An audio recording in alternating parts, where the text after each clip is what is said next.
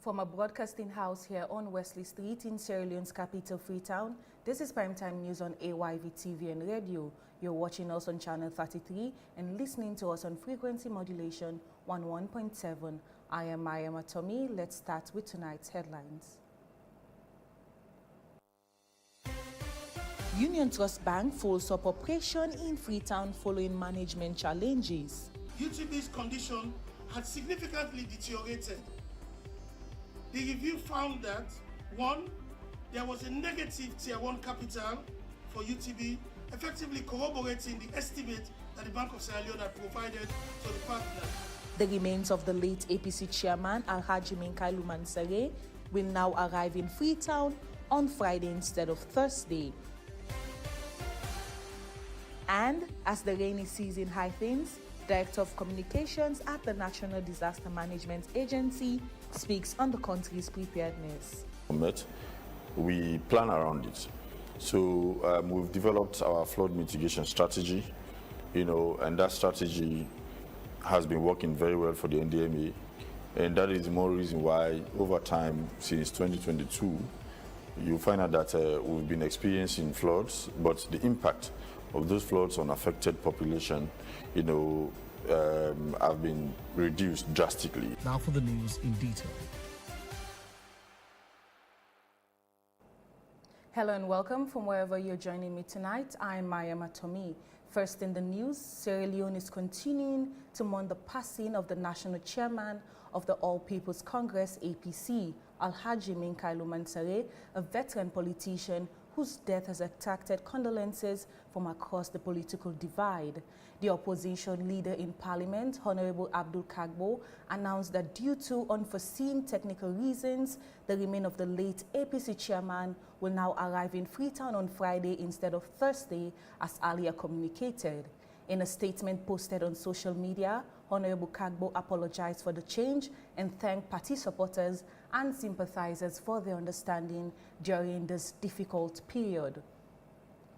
The late Alhaji Minkailu Mansare is remembered as one of Sierra Leone's seasoned political figures who dedicated decades of service to national politics and the strengthening of democracy.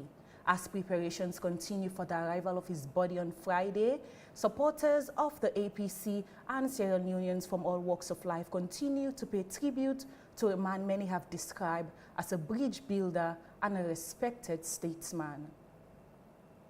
Now, away from that, a moment of financial uncertainty has triggered reassurance from Sierra Leone Central Bank. The Bank of Sierra Leone says the country's banking sector remains stable following the resolution of Union Trust Bank, once the nation's first and only fully indigenous privately owned commercial bank. Officials made the disclosure today at a press briefing in Freetown. However, stakeholders of Union Trust Bank are now calling for justice and transparency, demanding the bank be returned to its rightful owners following the founder's passing in late 2025. The Bank of Sierra Leone appointed a caretaker management team headed by Mr. Buffy Bello. Shareholders strongly disagree, arguing the action was premature. They say within 1 week of the intervention, they secured the required capital through a Sierra Leonean business investor and submitted documentation to the central bank. As of the 7th June 2026, more than 6 months later, they claim to have received no formal acknowledgement or substantive response. The government of Sierra Leone, the Bank of Sierra Leone, through the intermediary institution, will come after all loans that have gone bad to recover them from their collateral. Each and every one of them, the bank will pursue it, because we have to stop this bad practice in this country where people take loan and don't pay. Banking systems are often compared to glass structures, invisible but fragile when pressure builds.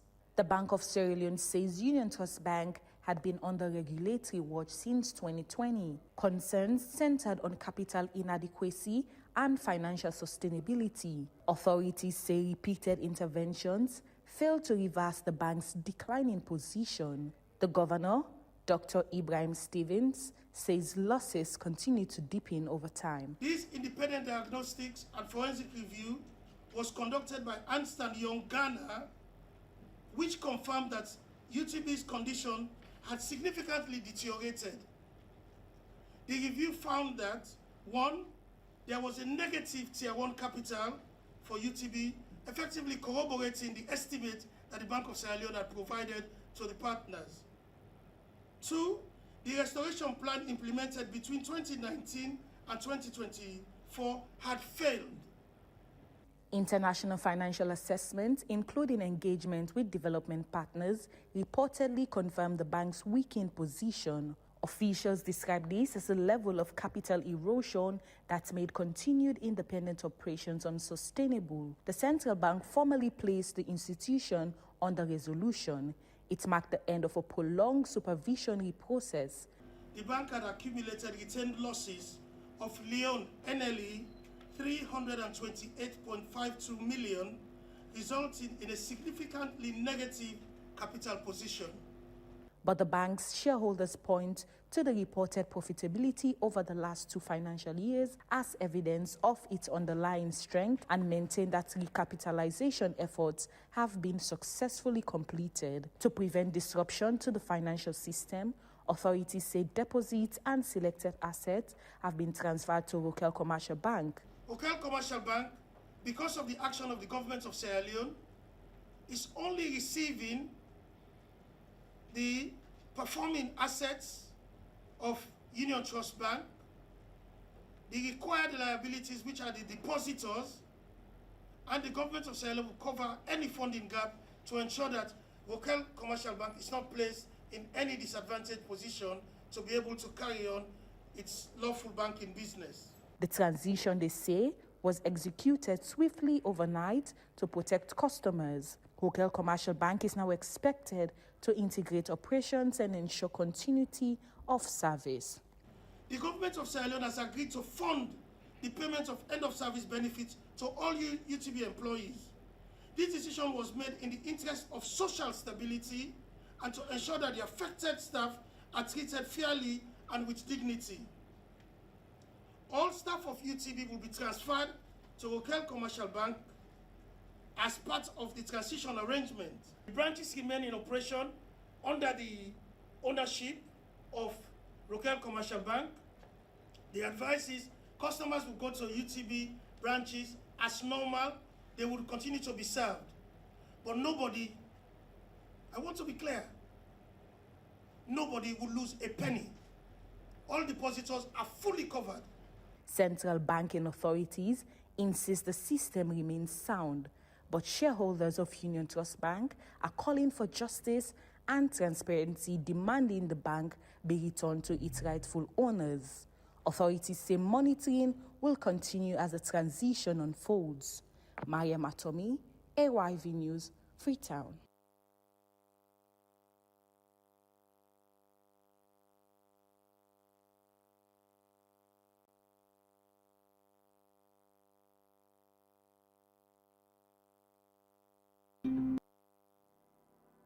Do you know you can transfer money, buy airtime, and pay all your utility bills in just a minute? You can have access to your account anytime, anywhere.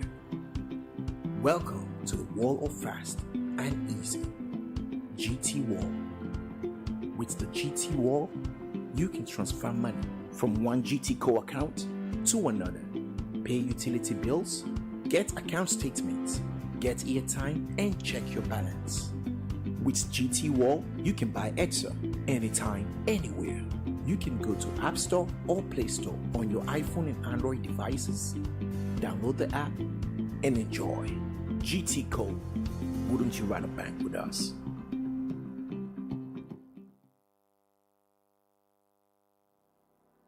Do you know you can transfer money, buy airtime, and pay all your utility bills in just a minute? You can have access to your account anytime, anywhere.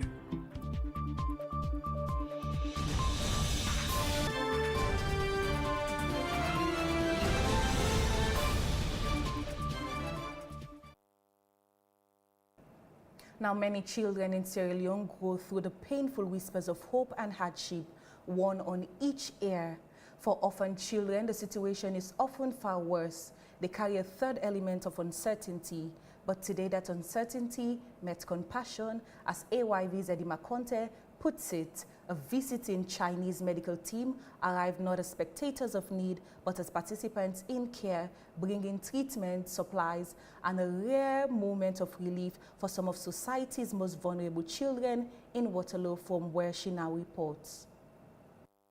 Access to healthcare remains uneven in Sierra Leone, especially for vulnerable children, according to health sector assessments by organizations such as the World Health Organization. In Waterloo, more than 50 orphan children have received free medical consultations. The outreach was led by the 27th Chinese medical team in Sierra Leone, working alongside the Sierra Leone Red Cross. Beyond medicine, there were gifts, school bags, stationery, food, toys, small objects carrying large meanings. Today, working hand in hand with the Sierra Leone Red Cross, we were not only brought essential medicine, nutritious food, and study supplies, but also prepared free health checkups and medical consultations. We want every child here to feel cared for and know that you are the future of Africa and the hope of tomorrow.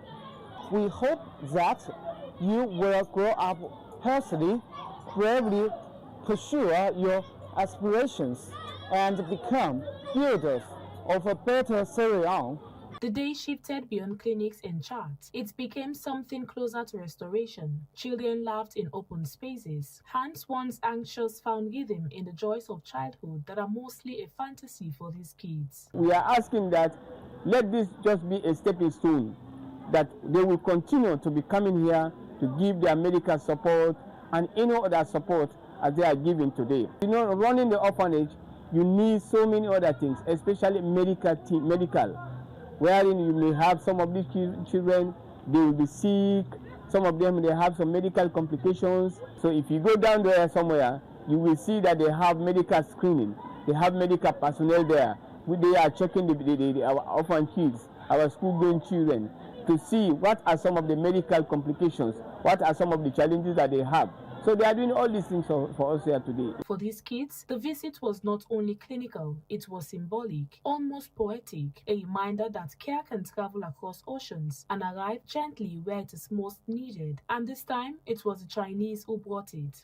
Edima Conte, AYV News, Waterloo.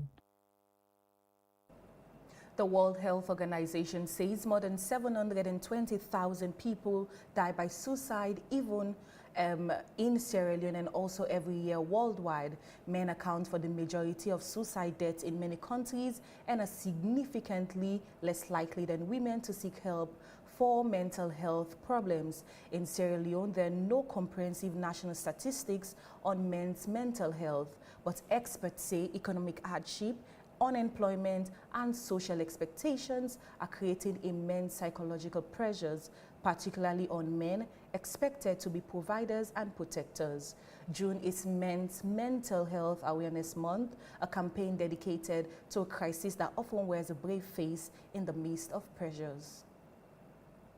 The streets of Freetown are filled with men in motion, among them drivers, teachers, traders, laborers, and fathers. They carry bags, tools, and responsibilities. Many also carry burdens that cannot be seen. Beneath the appearance of strength, some are battling stress, anxiety, grief, and depression. For being man, it's not easy. The struggle, the hustle, is not easy. To be a man in Sierra Leone is not easy. The hustle and struggle are real. When you sit down, people say you are idle. And when you work hard, sometimes you're not paid fairly. I'm out on the streets every day searching for opportunities and trying to make ends meet. Money, what was I do for? So not really easy. The body now they give the body for do all things part of the host by the man, you know. The burden is mostly on men to take responsibility of their homes. Our salaries are often very small, yet we use them to support our families, as well as our wives' families. The salary they give back, I don't do the pool, we help family, woman their family when they. job facility, not everybody. Job opportunities are scarce. When you are unemployed, it's difficult to live in someone else's house because the disrespect can be overwhelming. Without a job, life becomes very challenging. It's difficult for living inside because they expect too much. According to the World Health Organization, 1 in every 8 people globally lives with a mental health condition. Depression and anxiety are among the leading causes of ill health and disability worldwide. Yet, men are far less likely to seek professional support. Mental health specialists say cultural expectations often trap men inside emotional prisons of their own making.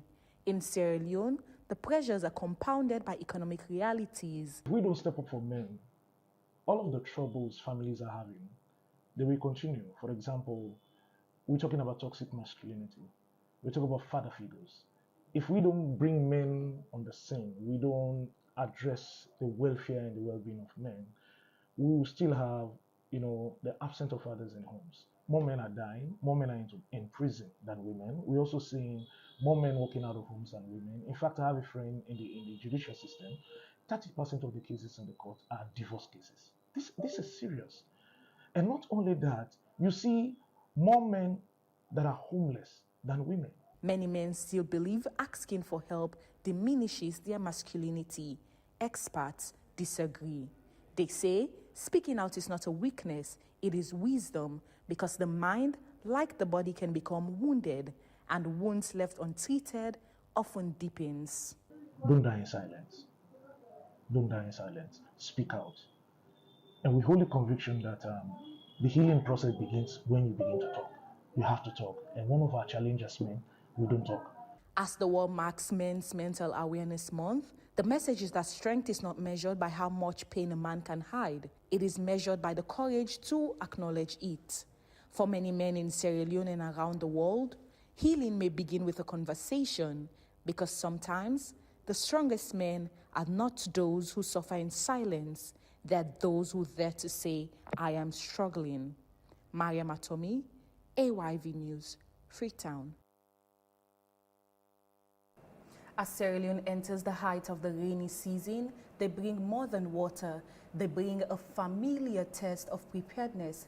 Each year, heavy rains expose the country's vulnerabilities, triggering floods, landslides, and displacement, particularly in densely populated and low-lying communities. On AYV's Wake Up Sierra Leone earlier today, the focus this morning was on the critical question, is the country ready?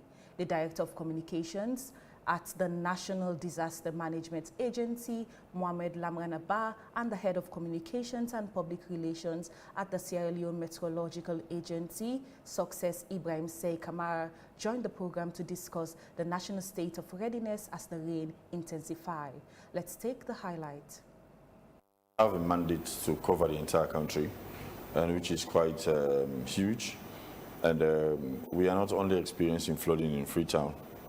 And every year, like you rightly said, when we get the flood forecast, the seasonal forecast for Met, we plan around it.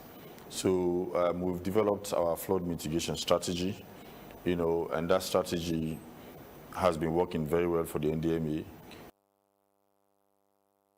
This is Primetime News on AYV Television and Radio. Stay tuned for more stories after the break.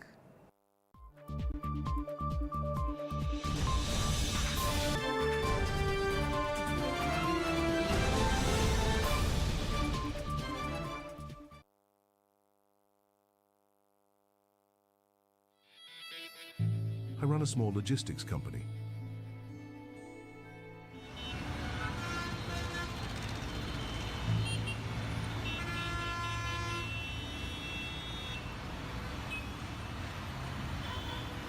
Every cent counts. I didn't think I needed a fuel card until I got the Cornex fuel card.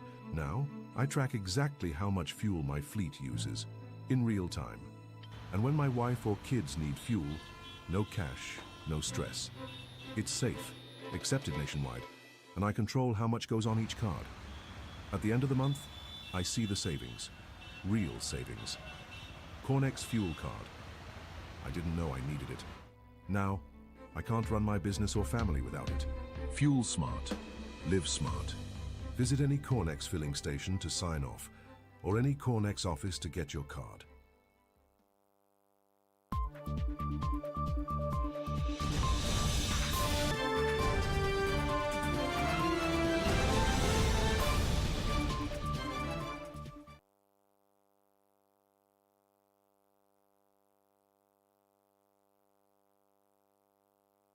Welcome back. I am Maya Matomi, and this is AYV's Primetime News. Thank you for joining us. Let's take more stories. A quiet epidemic is taking root among the young people in Sierra Leone. In the coastal settlement of Kube, parents say they are watching a generation slip away through perpetual nodding. Drugs, once distant in policy debates, are now close to home, and the most feared among them is tramadol. It is a story of disappearing dreams and a generation finding solace in being high. Our intern reporter, Aisata Suma, has the details. Global health bodies, including World Health Organization and UNODC, have warned of rising non-medical opioid use across West Africa. Sierra Leone is not immune. In Kube, the crisis is visible. Parents speak of children who once dreamed, now tapped into drug-induced fantasies. Tramadol, a synthetic opioid, has become a shadow currency of escape, cheap, accessible, and disruptive. Addiction, unemployment, and school dropout now move together like the three musketeers. A lot of destruction over the upcoming boys and girls them so far who all hope say maybe na them for be will feature people them so far after we pass. Because this one also, it don't come there in a way that now. Then when they take them, really, it monitor them, and even the life themselves they go. And after that, even we self we the comrade them back again. We feel the pain for say because we now born them because nobody know they will born it begin. Who will like for in that particular situation there. The drug does not only numb pain, it reshapes lives. Experts describe it as a chemical illusion, a false exit from harsh realities, but the return is heavier than the escape. Authorities are now being urged to tighten enforcement and dispute illegal circulation networks. Community says warnings are no longer enough.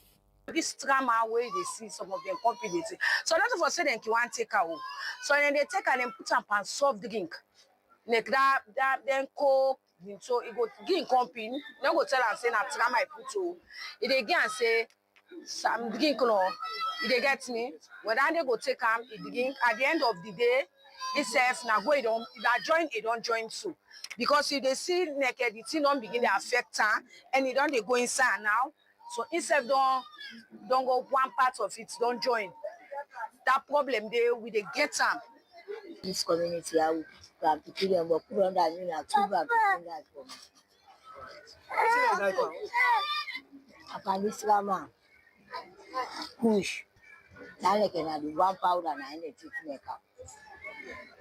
Because the way push will affect and so it affect as government help with. We now the people and get for help with. We don't long up and this I would have go sorry for you again. You know they can't look for God for granny, grandpa, or do for them. And we all picking up to back picking up.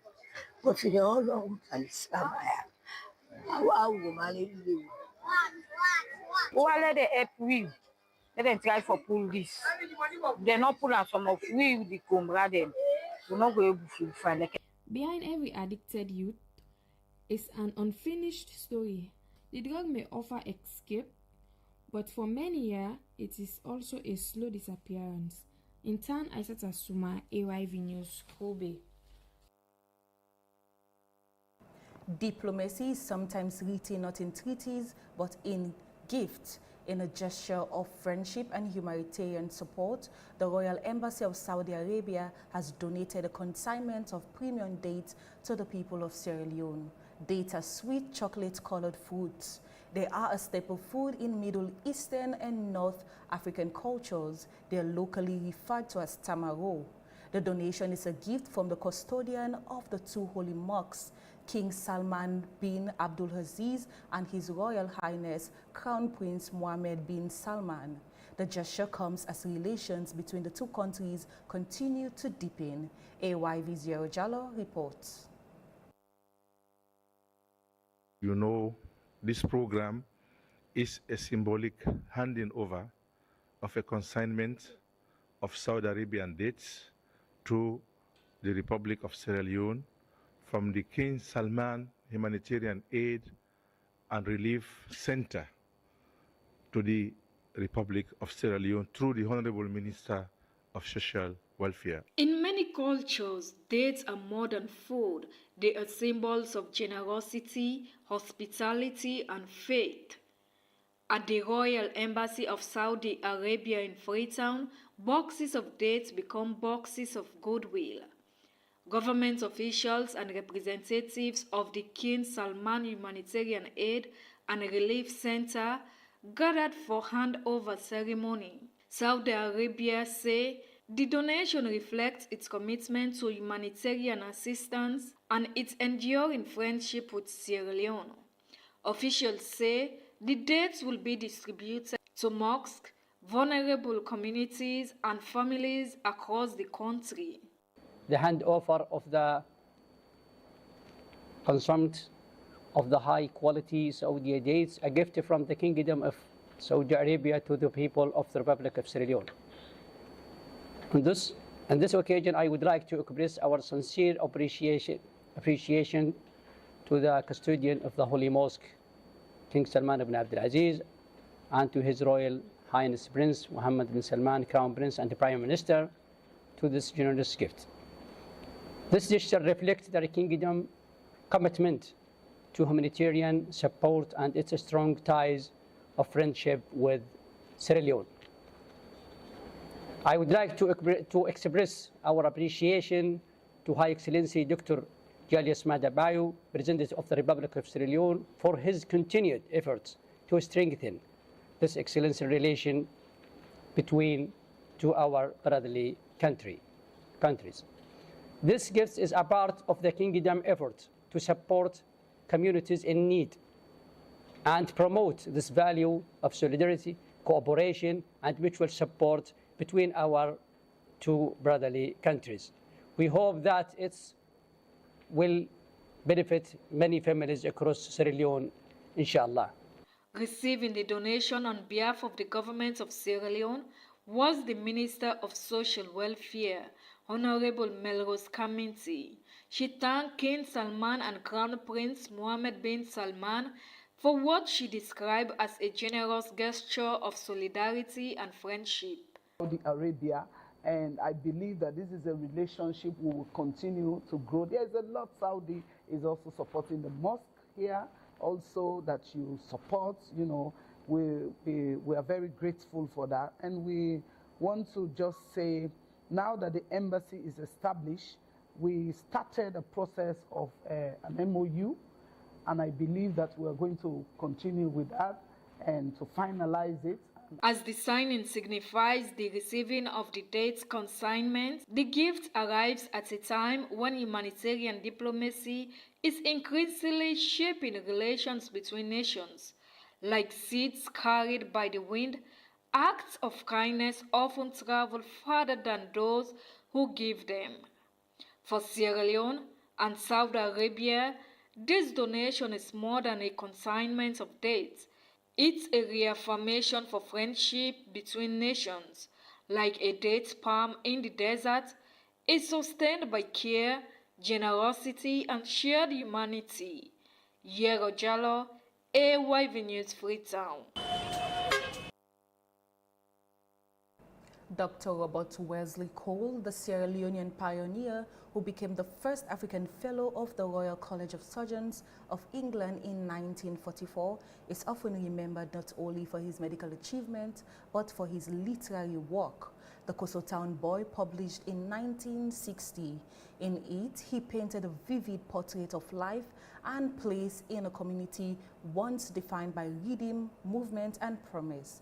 But more than 6 decades on, residents say that portraits no longer reflect reality. In Koso Town and nearby Mokoton, in the Western Area Rural District, communities are now raising alarm over the deteriorating state of their roads. Conditions, they say, have turned daily struggle into silence, and also the harmony once associated with the area. Our intern reporter, James Hamid Kamara, has the details. With the rainy season now fully set in, the roads linking Koso Town and Moko Town have become almost impossible. What should be now resemble the roads filled with stagnant water, motorcycles like walking across beneath. At 2011,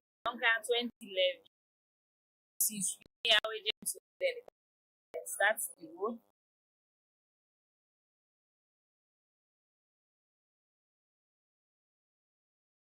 Worstest here, and as you can see the road, when are the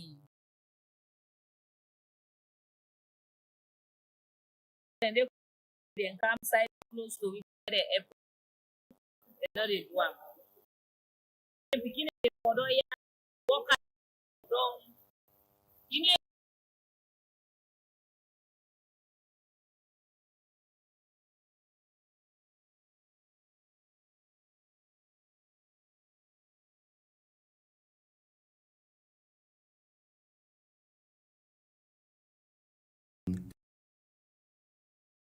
Have also been reported hidden potholes in constant danger. Project TBD on Gentle. Country hopefully improvement for when they come in the gutter. Improvement. Yeah, and they really disturb like some of who we woman when they of the Okada because some of the guys are not able cancer because of the road in damage one. So they pay more than the amount of them that pay for the road. So plenty accidents.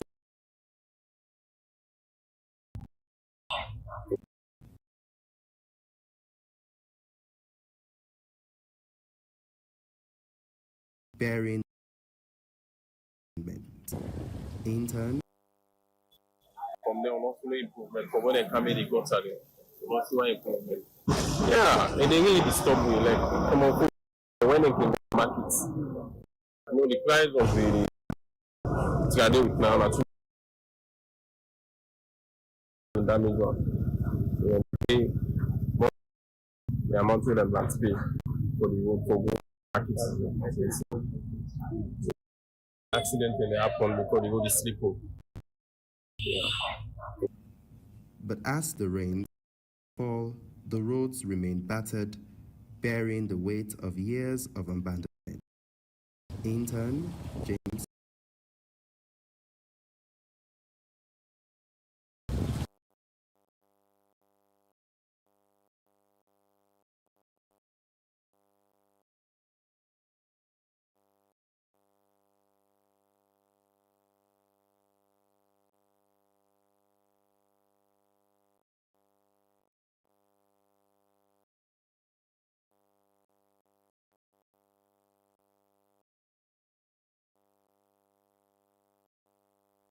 Now over in sport, East End Lions Football Club has officially unveiled their new kits for the 2026-27 Sierra Leone League season during a colorful ceremony held at Africell headquarters in Freetown.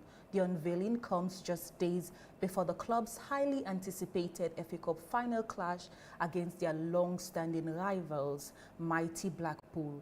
Mariesta Samura has more.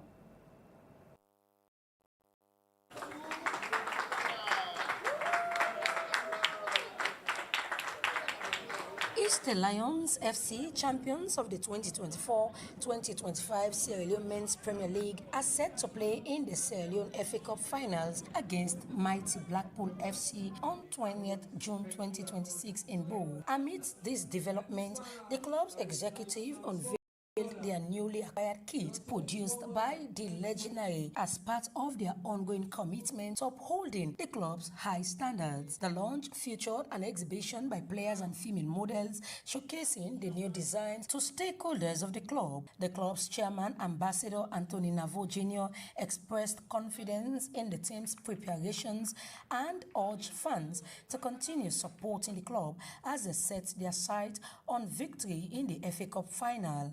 5 or 6 seasons now, and I can give we own what we can call we report card.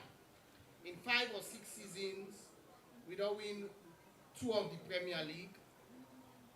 We don't win the Unity Cup.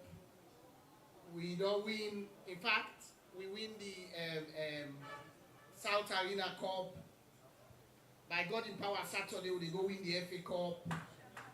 Inshallah. As I speak, we are the defending champion of Sierra Leone. Now we win the league last season. Go win the FA Cup Saturday, I give you 300 million there right away. By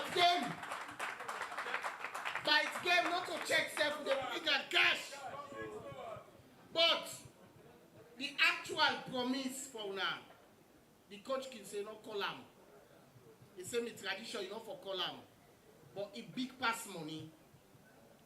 So go and win this FA Cup and represent Sierra Leone again at CAF. A very big for now. And I know say by God in power, we dey go win that FA Cup day. Mohamed Gentle Kamara, vice chairman of the club, commended everyone for their dedication to the growth of Eastern Lions, noting that the club was founded through grassroots efforts and will continue to foster an inclusive atmosphere for all senior officials, including the CEO of Africell Salon and the CEO of UBA, Mr. Mohamed Samora, alongside other dignitaries, conducted the unveiling and pledged their ongoing support for the club's development.